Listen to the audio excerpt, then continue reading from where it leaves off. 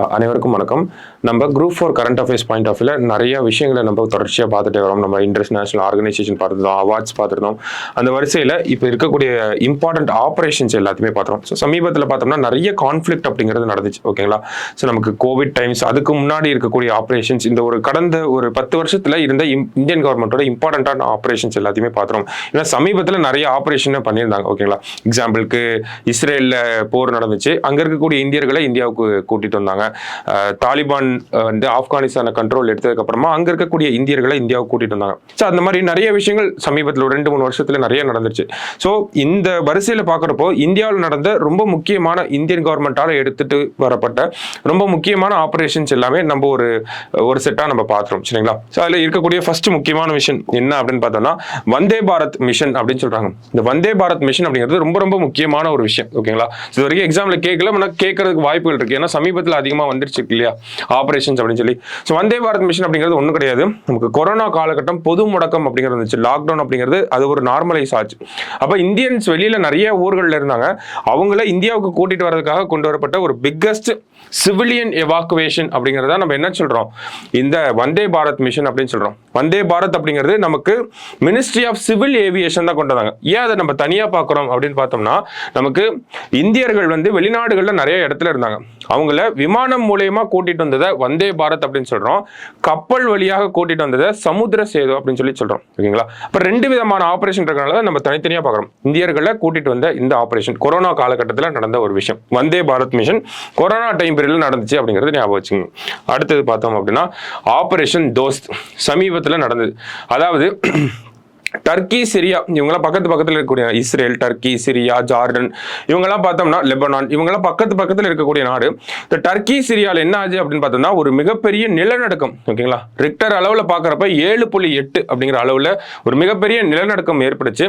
So அதற்கு உதவுவதற்காக Indian government வந்து இங்கே இருக்கக்கூடிய ஆஃபீஸர்ஸ் எல்லாத்தையும் அனுப்பி வச்சிருந்தாங்க. ஸோ அதுதான் என்னன்னு சொல்கிறோம் அப்படின்னா ஆபரேஷன் தோஸ்த் அப்படின்னு சொல்லி சொல்கிறோம். உதவிகரமாக ஒரு நட்பு ரீதியில் நம்ம அனுப்பி வச்சிருந்தோம், ஓகேங்களா? டர்க்கிக்கும் சிரியாவுக்கும் நம்மளுடைய ஆஃபீஸர்ஸ் எல்லாம் அனுப்பியிருந்தோம். இப்ப தோஸ்த் நட்பு ரீதியாக ஒரு பாதிக்கப்பட்ட இடத்துக்கு நம்ம வீரர்களை அனுப்பி வச்சிருக்கோம். அதனால தோஸ்த்னா டர்க்கி அண்ட் சிரியா அப்படின்னு சொல்லி ஞாபகம் வச்சுக்கோங்க.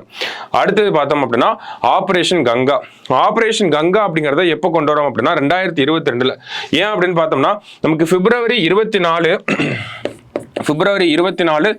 2022 தான் என்ன ஆகுது அப்படின்னு பார்த்தோம்னா ரஷ்யா யுக்ரைன் போர் அப்படிங்கிறது அஃபிஷியலா ஸ்டார்ட் ஆகுது. அஃபிஷியல் டேட் இதுதான், ஓகேங்களா? அப்போ ரஷ்யா யுக்ரைன் போர் அப்படின்னு பார்க்குறப்போ ரஷ்யா வந்து யுக்ரைன் மேல தாக்குதல் நடத்துறாங்க. அப்போ ரஷ்யாவில் இருக்கக்கூடிய இந்தியர்களுக்கு பாதிப்பு கிடையாது, ஆனால் யுக்ரைன்ல இருக்கக்கூடிய இந்தியர்களுக்கு பாதிப்புகள் இருந்துச்சு, ஓகேவா? ஏன்னா ஒரு போர் அப்படிங்கிறப்போ நிறைய மக்கள் பாதிக்கப்படுவாங்க இல்லையா? அப்போ அந்த வகையில் இந்தியன்ஸ் பார்த்தோம்னா நிறைய பேர் வந்து யுக்ரைனுக்கு மெடிசின் படிக்கிறதுக்காக போவாங்க, ஓகேவா? ஸோ அப்போ டாக்டர்ஸ் அப்படிங்கிறவங்க நிறைய பேர் வந்து யுக்ரைனில் படிச்சுட்டு அந்த டாக்டர்ஸும் நம்ம கேள்விப்பட்டிருப்போம், ஓகேவா? ஸோ அந்த மாதிரி இந்தியன் ஸ்டூடெண்ட்ஸ் வந்து அதிகமாக அங்கே இருந்தாங்க, ஓகேவா? ஸோ அப்போ அவங்களே தாயகத்துக்கு கூட்டிட்டு வரணும் அப்படிங்கிறதுக்காக ஆபரேஷன் கங்கா அப்படிங்கிற பேரில் நம்மளோட வெளியுறவுத்துறை அமைச்சகம் இந்த ஒரு எவாக்குவேஷன் ஆபரேஷனை பண்ணியிருந்தாங்க, சரியா? அடுத்தது பார்த்தோம் அப்படின்னா ஆபரேஷன் தேவி சக்தி. முக்கியமான ஒரு விஷயம், தேவி சக்தி எதற்காக அப்படின்னு பார்த்தோம்னா நமக்கு ஆப்கானிஸ்தான் அப்படிங்கிறது தாலிபான் அவங்க கண்ட்ரோலுக்கு போச்சு. அப்ப தாலிபான் அப்படிங்கிற ஒரு தீவிரவாத அமைப்பு இந்தியாவை பொறுத்த வரைக்கும் பாக்குறப்ப, அப்ப அந்த தீவிரவாத அமைப்புக்கு கீழே ஒரு நாடே போயிருச்சுங்கிறப்போ அங்க இருக்கக்கூடிய இந்திய குடிமக்களுக்கு ஆபத்தான ஒரு விஷயம் ஏற்படலாம். அப்படிங்கிறப்போ இந்தியன்ஸா அங்க இருந்து கூட்டிட்டு வரும். அதுக்காக தான் என்ன பண்ணோம், ஆபரேஷன் தேவி சக்தி அப்படிங்கிற ஒரு ஆபரேஷனை கொண்டு வந்தோம், ஓகேவா? சோ ஆபரேஷன் தேவி சக்தினா எந்த நாடோட ரிலேட் ஆகி வருது, ஆப்கானிஸ்தான். ஆபரேஷன் கங்கா அப்படின்னா யுக்ரைன். அந்த விஷயங்களை மட்டும் நம்ம தெரிஞ்சுக்கிட்டா போதும். கங்கானா யுக்ரைன், தேவி சக்தினா நமக்கு ஆப்கானிஸ்தான். அடுத்தது பார்த்தோம் அப்படின்னா ஆபரேஷன் ராகத் அப்படின்னு சொல்றாங்க. இந்த ஆபரேஷன் ராகத் அப்படிங்கிறது ஏமன்ல ஒரு கிளர்ச்சி ஏற்பட்டுச்சு, ஓகேங்களா? ஏமன் அப்படிங்கிறது இந்த ரெட் சி பகுதியில் இருக்கக்கூடிய இதுதான் நமக்கு ரெட் சி அப்படின்னா ரெட் சியோட ஓரத்தில் இருக்கக்கூடிய கண்ட்ரி தான் ஏமன் அப்படின்னு சொல்லுவோம், ஓகேங்களா? ஆக்சுவலி இப்படி இருக்கும் ஏமன் அப்படிங்கிறது. ஸோ இந்த ஏமன்ல பார்த்தோம்னா இதுதான் ஏமன் அப்படின்னா ஏமனுடைய ஒரு பகுதி ஃபுல்லாவே ஹவுதி கிளர்ச்சியாளர்களோட கண்ட்ரோல்ல இருக்கு. அப்ப ஏமன்ல இருக்கக்கூடிய இந்தியர்களை நம்ம காப்பாற்றணும். ஹவுதி அப்படிங்கிறது இந்தியாவை பொறுத்த வரைக்கும் ஒரு தீவிரவாத அமைப்பு. அப்ப அவங்களை காப்பாற்றணும் அப்படிங்கிறதுக்காக என்ன பண்றோம், நம்ம ஒரு ஆபரேஷனை கொண்டு வரோம், அதுதான் ராகத் அப்படின்னு சொல்றாங்க, ஓகேவா? 5600 இந்தியன்ஸ் அங்க இருந்து கூட்டிட்டு வந்திருப்பாங்க. அப்ப 2015 நடந்தது இப்ப எதுக்கு பாக்குறோம் அப்படின்னா நமக்கு தெரியும் மறுபடியும் ஹவுதி கிளர்ச்சியாளர்கள் அவங்க என்ன பண்ண ஆரம்பிச்சிட்டாங்க, ரெட் சீல இருக்கக்கூடிய ஷிப்மெண்ட் எல்லாத்தையும் அட்டாக் பண்ண ஆரம்பிச்சிருக்காங்க இல்லையா? அப்ப அதோட ரிலேட் ஆகி வரக்கூடிய மிஷன் பாக்குறப்போ ஆபரேஷன் ராகத் 2015. அடுத்ததா பார்த்தோம்னா ஆபரேஷன் மைத்ரி. இது இந்தியன் ஆர்மியோட one of the important rescue mission, அதனால தான் பார்க்குறோம். ஓகேங்களா, ரெஸ்கியூ ஆப்ரேஷன் எதற்காக அப்படின்னு பார்த்தோம்னா நமக்கு 2015 நேபாள் எர்த்குவேக் நடந்துச்சு. ஏன்னா இந்த டர்க்கி சிரியா எர்த்குவேக் அப்படிங்கிறது ரொம்ப சமீபத்தில் நடந்து போன வருஷம் நடந்த ஒரு விஷயம். ஸோ டர்க்கி சிரியாவுக்கு நம்ம ஆப்ரேஷன் தோஸ்த் அப்படிங்கிறத போட்டிருந்தோம். அது எதற்காக, நிலநடுக்கம் ஏற்பட்டனால அங்கே ஒரு உதவிகரமான விஷயங்களை நம்ம பண்ணுறதுக்காக. அதே மாதிரியான ஒரு மிஷன் தான் ஒரு 5 வருஷம் 2015 நம்ம பண்ணியிருப்போம், ஒரு 5-6 வருஷத்துக்கு முன்னாடி. ஸோ அப்போ அது ரெண்டுமே ஒரே ரிலேட்டான விஷயம் தான். ஸோ டர்க்கி சிரியா தோஸ்து, இதே நேபாள் அப்படின்னா மைத்ரி. ஓகேவா, ஸோ ரெண்டுமே ரிலேட் ஆகி வரக்கூடிய விஷயம், அதனால தான் பார்க்குறோம் இங்கே. அடுத்தது பார்த்தோம்னா ஆப்ரேஷன் மிஷன் சாகர். இந்த மிஷன் சாகர் அப்படிங்கிறது கோவிடோட ரிலேட் ஆகி வர விஷயம். நமக்கு மாலத்தீவ்ஸ், மடகாஸ்கர், மொரீஷியஸ், காமரோஸ் அண்ட் சியாச்சல்ஸ் இந்த நாடுகளுக்கெல்லாம் இந்த COVID-19 உதவி பொருட்கள், COVID-19 ரொம்ப பாதிக்கப்பட்டிருப்பாங்க. அவங்களுக்கு நம்ம என்ன பண்ணியிருப்போம் அப்படின்னா இந்த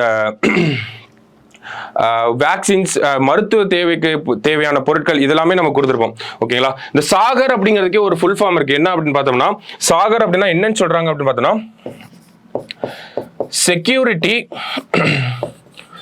security and growth for all in the region. ஓகேவா, growth for all இந்த ரீஜியன் அப்படின்னு சொல்றாங்க. ஓகேவா, ஸோ சாகர் அப்படின்னா அதுதான். ஓகேங்களா, நமக்கு பக்கத்தில் இருக்கக்கூடிய நாடுகளை நம்ம பார்த்துக்கணும், அது இந்திய அரசாங்கத்தோட ஒரு கொள்கை. ஓகேங்களா, ஸோ அப்போ சாகர் அப்படிங்கிற பேர் என்ன அப்படின்னு சொல்றாங்க, security and growth for all இந்த ரீஜன் அப்படிங்கிறது தான் சாகர். ஓகேங்களா, ஸோ மாலதீவ்ஸ், மொரீஷியஸ், கோமரோஸ், சியாச்சில்ஸ் இந்த மாதிரியான நாடுகளோட ரிலேட் ஆகி வரும். அடுத்தது பார்த்தோம் அப்படின்னா ஆப்ரேஷன் நார்கோஸ். நார்கோஸ் அப்படின்னால நமக்கு தெரியும், நார்கோஸ் சீரியஸ்லாம் வர பார்த்துருப்பீங்க. ஸோ இந்த நார்கோஸ் அப்படிங்கிறது இந்த ட்ரக் ரிலேட்டடாக இருக்கக்கூடிய ஒரு விஷயம், அந்த பேரே நமக்கு தெரியும். ஓகேவா, அப்போ ட்ரக் ஸ்மக்லிங் அதையும் இல்லீகல் டிராஃபிக்கிங்கையும் கண்ட்ரோல் பண்ணுறதுக்காக கொண்டு வரப்பட்டது. யார் கொண்டு வந்தாங்க அப்படின்னு பார்த்தோம்னா RPF, railway protection force. RPF பொறுத்த வரைக்கும் நிறைய ஆப்ரேஷன் பண்ணியிருக்காங்க, அதில் ஒன்று தான் நார்கோஸ். ஓகேவா, அடுத்தது பார்த்தோம்னா ஆஹட் அப்படின்னு சொல்கிறாங்க. ஓகேவா, AAHT. ஸோ இது எதற்காக அப்படின்னு பார்த்தோம்னா நம்ம ட்ரக் டிராஃபிக்கிங் அப்படின்னு பார்க்குறப்ப நார்கோஸ், இதை வந்து விமன் அண்ட் சில்ட்ரன், இந்த ஹியூமன் டிராஃபிக்கிங் அப்படின்னு பண்ணுவாங்களா, மனிதர்களை கடத்தக்கூடிய ஒரு விஷயம், அதுவும் குறிப்பாக பெண்கள், குழந்தைகளை அதிகமாக கடத்துவாங்க. ரயில்கள் மூலயமா அதிகமான கடத்தல் அப்படிங்கிறது பதிவாகும் நமக்கு. ஓகேங்களா, ஸோ அதனால தான் RPF என்ன கொண்டு வந்திருக்காங்கன்னா ஆபரேஷன் ஆகத் அப்படிங்கிற ஒரு விஷயத்தை கொண்டு வந்திருந்தாங்க. அடுத்தது பார்த்தோம் அப்படின்னா நமக்கு சர்து ஹவா அப்படின்னு சொல்றாங்க. இந்த ஆபரேஷன் சர்து ஹவாவை பொறுத்த வரைக்கும் ராஜஸ்தான்ல இருக்கக்கூடிய இந்தியா பாகிஸ்தான் பார்டரை பாதுகாக்கிறதுக்காக கொண்டு வந்திருப்பாங்க. அடுத்தது ஆபரேஷன் சத்தாரக் அப்படிங்கிறது நமக்கு ட்ரக்ஸை பார்த்தோம், இல்லீகலா போதைப் பொருள் கடத்தல் அப்படிங்கிறத பார்த்துருந்தோம். இதை பொறுத்த வரைக்கும் பார்த்தோம்னா இந்த டொபாக்கோ ப்ராடக்ட்ஸ், குட்கா பொருட்கள், மற்றபடி பார்த்தோம்னா ட்ரிங்க்ஸ் இதெல்லாம் கடத்துறதுக்காக, அதை தடுக்கிறதுக்காக கொண்டு வரப்பட்டது ரயில்வேஸ் மூலயமா ஆப்ரேஷன் சத்தாரக் அப்படிங்கிறது. ஓகேவா, அடுத்தது பார்த்தோம் அப்படின்னா ஆப்ரேஷன் நான்கே ஃபரிஸ்தே அப்படின்னு சொல்றாங்க. ஸோ கொஞ்சம் குழப்பமான வார்த்தைகளாக தான் இருக்கும் நான்கே ஃபரிஸ்தே அப்படிங்கிறது. ஓகேவா, இதுவும் RPF தான் கொண்டு வந்திருப்பாங்க. சில்ட்ரனை ரெஸ்கியூ பண்றதுக்காக, கடத்திட்டு வரக்கூடிய சில்ட்ரனை ரெஸ்கியூ பண்றதுக்காக கொண்டு வரப்பட்ட ஆப்ரேஷன் தான் நானே ஃபரிஸ்தே அப்படிங்கிறது. அடுத்தது ஆப்ரேஷன் ஒலிவியா, ரொம்ப முக்கியமான ஒரு ஆப்ரேஷன். இந்த ஆப்ரேஷன் பார்த்தோன்னா ரொம்ப காலமா இந்தியாவில் இருந்துட்டே தான் இருக்கு. ஆலிவ் ரிட்லி டர்ட்டில்ஸ் அப்படிங்கிறத பார்த்தோம்னா இந்த ஒடிசா, சென்னை கடற்கரை ஓரங்கள் எல்லாம் வந்து நமக்கு முட்டை இட்டுட்டு போகக்கூடிய ஒரு டர்ட்டில், ஆமை வகை தான் வந்து ஆலிவ் ரிட்லி டர்ட்டில்ஸ் அப்படின்னு சொல்றோம். ஓகேங்களா, IUCN ஸ்டேட்டஸ் படி வல்னரபிளா இருக்காங்க. ஓகேவா, அடிக்கடி செய்தியில வரக்கூடிய ஒரு விஷயம். அப்ப இந்த ஒரு ஸ்பீஷிஸை பாதுகாக்கணும் அப்படிங்கிறதுக்காக நம்ம ஒரு ஆப்ரேஷன் கொண்டு வந்திருக்கோம், ஆப்ரேஷன் ஒலிவியா அப்படிங்கிறது. ஸோ அடிக்கடி செய்தியில வரனால தான் இந்த ஆப்ரேஷன் நம்ம பார்க்குறோம். ஆப்ரேஷன் ஒலிவியா அப்படின்னா ஆலிவ், ஒலிவியா ஆலிவ். ஓகேவா, ஸோ ஆலிவ் ரிட்லி டர்ட்டில்ஸ்க்காக. அடுத்தது பார்த்தோம் அப்படின்னா ஆப்ரேஷன் காவேரி. ஓகேவா, ரொம்ப ரொம்ப முக்கியமான ஒரு விஷயம் ஆப்ரேஷன் காவேரி. எங்க யார் கூட அப்படின்னு பார்த்தோம்னா சூடான்ல உள்நாட்டு கலவரம் அப்படிங்கிறது வர ஆரம்பிச்சது. ஓகேங்களா, சூடானை பொறுத்த வரைக்கும் பார்த்தோம்னா உள்நாட்டு கலவரம் ரொம்ப தீவிரமாக இருந்துச்சு. ஓகேவா, அதனால அங்க இருக்கக்கூடிய இந்தியர்களை மீட்டு இந்தியாவுக்கு கொண்டு வரக்கூடிய ஆபரேஷன் தான் ஆபரேஷன் காவேரி அப்படின்னு சொல்லி சொல்றோம். இந்த ஆபரேஷன் வெளிநாட்டில் இருக்கக்கூடிய இந்தியர்களை இந்தியாவுக்கு கூட்டிட்டு வர்றதுக்காக ஆபரேஷன் போடுவாங்க. அப்படி போடக்கூடிய ஆபரேஷன் யார் தலைமையில போடுவாங்க, எந்த அமைச்சகம் தலைமையில போடுவாங்கன்னா எக்ஸ்டர்னல் அஃபேர்ஸ் மினிஸ்ட்ரி, வெளியுறவுத்துறை அமைச்சகம் இருக்காங்க இல்லையா, அவங்க தான் பண்ணுவாங்க அது. சரியா, அடுத்தது பார்த்தோம் அப்படின்னா ஆபரேஷன் அல் அக்ஸா ஃப்ளட் அப்படிங்கிறது. ஓகேவா, எப்போ அப்படின்னு பார்த்தோம்னா அக்டோபர் 7 அக்டோபர் 7, 2023 நமக்கு அல் அக்ஸா ஃபிளட் அப்படின்னு சொல்லி ஹமாஸ் ஒரு தாக்குதலாம் நடத்துறாங்க. ஓகேங்களா, கொடுத்துருக்காங்க. ஹமாஸ் லான்ச்சஸ் அல் அக்ஸா ஃபிளட் அப்படின்னு சொல்லி. இந்த அல் அக்ஸா அப்படின்னு பார்த்தோம்னா இஸ்லாத்தோட ஒரு புனித தலம். நம்ம எப்படி மெக்கா மெதினா அது வந்து டாப் 2ல சொல்றோமோ, அல் அக்ஸா அப்படிங்கிறது இஸ்லாமோட 3rd ஹோலியஸ்ட் சைட். அல் அக்ஸா மாஸ்க் அப்படின்னு சொல்லுவாங்க. ஓகேங்களா, அது ஒரு புனித தலம். ஸோ அந்த பேர்லயே வந்து அல் அக்ஸா ஃபிளட் அப்படின்னு சொல்லி ஒரு தாக்குதலை நடத்துறாங்க. ஹமாஸ் வந்து இஸ்ரேல் மேல ஒரு தாக்குதல் நடத்திருக்காங்க. ஸோ இந்த தாக்குதலுக்கு பதிலடி கொடுக்கிற விதத்துல தான் இஸ்ரேல் இப்ப என்ன பண்ணிட்டு இருக்காங்க, ஹமாஸ் அமைப்பை நாங்க முற்றிலும் ஹமாஸ் அப்படிங்கிற அமைப்பே இல்லாத அளவுக்கு பண்ணுவோம் சொல்லி இவ்வளவு தீவிரமான ஒரு போர் வரதுக்கு காரணமா இருந்த ஒரு ஆபரேஷன் என்னன்னா இந்த ஆபரேஷன் அல் அக்ஸா ஃபிளட் அப்படிங்கிறது. அப்ப சமீபத்தில் இருக்கக்கூடிய ஜியோ பாலிடிக்ஸ்ல நிறைய மாற்றங்களை கொண்டு வரதுக்கு அடிப்படை காரணமாக இருக்கக்கூடிய என்ன அப்படின்னு பார்த்தோம்னா இந்த ஆபரேஷன் அல் அக்ஸா ஃபிளட். இந்த ஆபரேஷன் அல் அக்ஸா ஃபிளட் அப்படின்னு சொல்லி ஹமாஸ் அமைப்பினர் இஸ்ரேல் மேல ஒரு தாக்குதல் நடத்தினாங்க. அதுதான் இவ்வளவு பெரிய பிரச்சனையா வந்து நிக்குது. ஓகேவா, அப்ப ரொம்ப ரொம்ப ரொம்ப முக்கியமான ஒரு விஷயமா இருக்கு. அடுத்தது ஆபரேஷன் அயன் ஸ்வாட்ஸ். நம்ம எப்படி அல் அக்ஸா ஃபிளட் அப்படிங்கிறது ஹமாஸ் அமைப்பினர் இஸ்ரேல் மேல நடத்தின தாக்குதல் அப்படின்னு பார்த்தோம்னா அதுக்கு பதிலடி தாக்குதல் இஸ்ரேல் கண்டிப்பா கொடுத்திருப்பாங்க இல்லையா. அந்த பதிலடி தாக்குதலுடைய பேர் என்ன அப்படின்னு பார்த்தோம்னா ஆபரேஷன் அயன் ஸ்வாட் அப்படின்ற பேர்ல தான் யாரு இஸ்ரேல் லான்ச் பண்ணிருப்பாங்க இந்த ஆபரேஷன் அயன் ஸ்வாட் அப்படிங்கிறது. அடுத்ததா பார்த்தோம் அப்படின்னா ஆபரேஷன் அஜய். அப்ப நம்ம பார்த்தோம் ஆபரேஷன் அல் அக்ஸா ஃபிளட், ஆபரேஷன் அயன் ஸ்வாட். இதனால என்ன ஆகுது, இஸ்ரேலுக்கும் ஹமாஸ்க்கும் ஒரு போர் ஏற்படுது. அப்ப அந்த போர்னால யாரெல்லாம் பாதிப்படையக்கூடியவங்களா இருப்பாங்க, இந்தியாவோட சிவிலியன்ஸ் கண்டிப்பா பாதிப்படைகிறதுக்கான வாய்ப்புகள் அதிகமா இருக்கு. இஸ்ரேல்ல இருக்கக்கூடிய சிவிலியன்ஸ் அப்ப அவங்கள மீட்டு இந்தியாவுக்கு கொண்டு வரணும். அதற்காக போடப்பட்ட ஆபரேஷன் தான் operation Ajay to evacuate Indian nationals from Israel. ஓகேவா, அடுத்தது பார்த்தோம் அப்படின்னா நமக்கு ஆபரேஷன் ப்ராஸ்பரிட்டி கார்டியன்.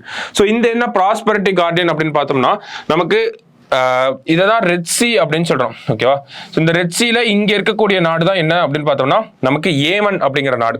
ஓகேவா, ஸோ இதை ரெட் சி அப்படின்னு சொல்றோம். இங்க இருக்கக்கூடிய நாடு ஏமன். இந்த ஏமனுடைய இந்த பகுதி யாரோட கண்ட்ரோல்ல இருக்கு அப்படின்னு பார்த்தோம்னா நமக்கு ஹவுதி கிளர்ச்சியாளர்களுடைய கண்ட்ரோல்ல இருக்கு. ஸோ இந்த ஹவுதி கிளர்ச்சியாளர்கள் என்ன பண்றாங்க அப்படின்னா நமக்கு ஏமன் இஸ்ரேல் ஹமாஸ் போர் நடந்துட்டு இருக்கு. அதுல பாலஸ்தீனிய மக்கள் அதிகமா பாதிக்கப்படுறாங்க. அதனால இஸ்ரேல் போரை நிறுத்துற வரைக்கும் நாங்க இந்த ரெட் சி வழியா வரக்கூடிய கப்பல் எல்லாத்தையும் அட்டாக் பண்ணுவோம் அப்படின்னு சொல்றாங்க. ஓகேவா, சோ அப்படி ஒரு அட்டாக் அப்படிங்கிறது நடக்க ஆரம்பிக்குது. அதற்கு இங்க இந்த வழியா பார்த்தோம்னா இந்த இடத்துல நமக்கு சூயஸ் கேனல் இருக்கும். சூயஸ் இங்க மெடிட்டரேனியன் சி, சூயஸ் கேனல் வழியா ரெட் சி வழியா நமக்கு இங்க அரேபியன் சி இப்படி வந்துருவாங்க. ஓகேவா, அப்ப வெஸ்டர்ன் கண்ட்ரிஸோட ஷிப்மெண்ட் தான் அதிகமா இந்த வழியா வருது. இந்தியாவோட ஷிப்மெண்ட் எல்லாமே வந்துட்டு இருக்கு. அப்ப வரக்கூடிய இங்க கமர்ஷியல் ஷிப், ஓகேங்களா, இங்க கமர்ஷியலா வரக்கூடிய ஷிப்ஸை பாதுகாக்கணும் அப்படிங்கிறதுக்காக போடப்பட்ட ஆபரேஷன் தான் ஆபரேஷன் ப்ராஸ்பரிட்டி கார்டியன். ஏன்னா அங்க வரக்கூடிய அமெரிக்கா, பிரிட்டன், பிரான்ஸ் எல்லா நாட்டோட கப்பல்களையும் யார் அட்டாக் பண்ண ஆரம்பிச்சாங்க அப்படின்னா ஹவுதி கிளர்ச்சியாளர்கள் அட்டாக் பண்ண ஆரம்பிச்சாங்க. அப்ப இந்த ஷிப்ஸ்க்கெல்லாம் பாதுகாப்பு கொடுக்கணும். எப்படி பாதுகாப்பு கொடுக்குறாங்கன்னா ஆபரேஷன் ப்ராஸ்பரிட்டி கார்டியன் அப்படின்னு ஒன்று கொண்டு வராங்க. அமெரிக்கா தலைமையில இருக்கக்கூடிய ஒரு ஆபரேஷன், அதாவது லான்ச்டு பை அமெரிக்கா அப்படின்னு கொடுத்துருக்கோம். ஸோ இந்த அமெரிக்கா தலைமையில இருக்கக்கூடிய இந்த ஆபரேஷன் என்ன பண்ணுவாங்க அப்படின்னு பார்த்தோம்னா ஒரு கமர்ஷியல் ஷிப், வர்த்தக ரீதியா ஒரு கப்பல் போகுது அப்படின்னா அது கூடயே அமெரிக்காவோட ஒரு நேவி ஷிப் வந்து போகும். ஓகேவா, ஸோ அந்த கப்பலை கமர்ஷியல் ஷிப்பை நோக்கி ஏதாவது ஒரு ட்ரோனோ இல்லை மிசைலோ அட்டாக் பண்ண வந்துச்சுன்னா இந்த நேவி ஷிப் வந்து அந்த மிசைலை இன்டர்செப்ட் பண்ணி அட்டாக் பண்ணும். ஓகேங்களா, ஸோ அதுதான் அந்த ஆபரேஷன் ப்ராஸ்பரிட்டி கார்டியன். அடுத்தது பார்த்தோம்னா ஸ்பைடஸ் மிஷன். நம்ம எப்படி ஆபரேஷன் ப்ராஸ்பரிட்டி கார்டியன் அப்படிங்கிறது ரெட்சியில் நடக்கக்கூடிய தாக்குதலுக்காக அமெரிக்கா கொண்டு வந்தாங்க அப்படிங்கிறத பார்த்தோமோ அதே ஒரு காரணத்துக்காக யூரோப்பியன் யூனியன், ஐரோப்பிய ஒன்றியம் கொண்டு வந்த ஒரு ஆபரேஷன் தான் இந்த ஸ்பைடஸ் மிஷன் அப்படிங்கிறது. அதே காரணம் தான்.